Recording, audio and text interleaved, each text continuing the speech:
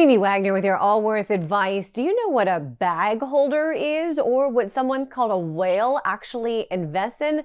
There is an entirely new lingo for investing right now. Here's a tutorial.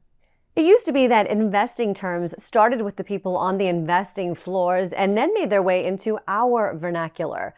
Now there's a new set of investing terms coming from online communities and social media. For example, an ape is a retail investor who likes heavily shorted stocks like GameStop and AMC. A bag holder is an investor that holds on to an asset that consistently does poorly, just waiting for it to turn around.